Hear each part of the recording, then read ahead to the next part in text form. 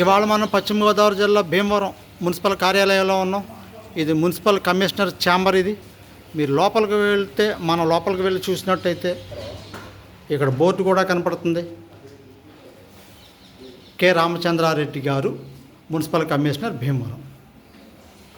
ఇక్కడ నుంచి మనం ఇది సిసి అంటే క్యాంప్ క్లర్క్ ఆర్ గుమ్మస్తా సీట్ ఇది. ఇక్కడ నుంచి మనం ఇట్లా బయటకు వస్తే ఇది ఆయన ఛాంబర్ ఎదురుగా ఉన్న గార్డెన్. ఇక్కడ వాటర్ తడుపుతా ఈ మొక్కలు గడ్డి అనమాట. ఇది గ్రాసు, ఒక రకమైన గ్రాసు.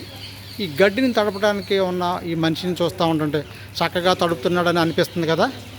కానీ ఈ ఉద్యోగం ఒక పర్మనెంట్ ఎంప్లాయీకి సంబంధించి చేయాలి.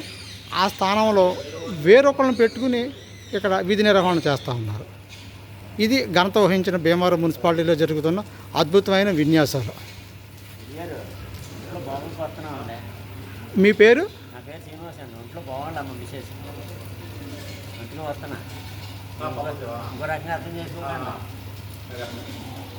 ఇది ఇక్కడ ఈయన చెప్తున్న విషయాలు.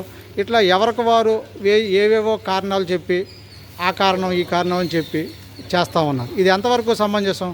అధికారులు దీనిపై తక్షణమే చర్యలు తీసుకోవాలి. ఇటువంటి వారిని మనం ఎంకరేజ్ చేసినట్లయితే వ్యవస్థ నానా రకాలుగా వెళ్ళిపోయే ప్రమాదం కూడా ఉంది.